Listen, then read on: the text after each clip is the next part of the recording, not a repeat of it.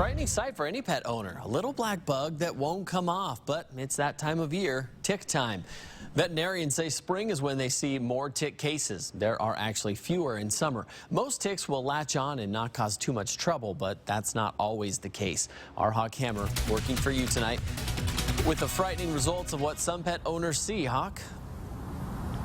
Yeah, we're going to get to that case in just a second. It was a paralyzed dog, but tick risk. We're out at the new dog park just outside of Brown's Addition. In an area like this with this fine gravel, it's going to be almost non-existent. Veterinarians say you're going to find those ticks in areas with longer grasses and more wet areas.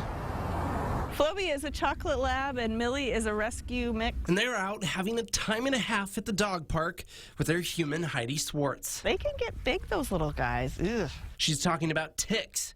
Her dogs have been lucky, but others less so. Rowdy got about 5 ticks a couple weeks ago because we forgot to put the front line stuff on. A nice hike led to a tug of war. They were about a marble size by the time we pulled them off, so it was kind of gross. Lucky for all of us, the ticks in our region tend not to carry any serious diseases, but you should still look for them. The ticks are trained genetically to go towards a heat source and to move away from the ground. Onto you or your pups. Maybe more around the head and neck, but they can be anywhere along the body. And if you've got a thickly furred animal, these can be challenging to find. But find them you should, because some of them, she says, carry a neurotoxin.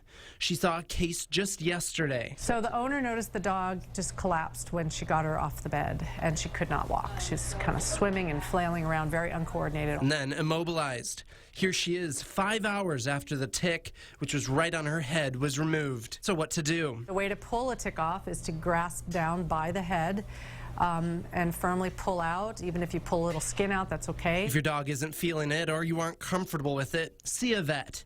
If you want to avoid it altogether, she recommends a new medication called Brevecto. It's a pill, but not over the counter. You'll need to get it from a vet. Otherwise, Frontline is carried at stores.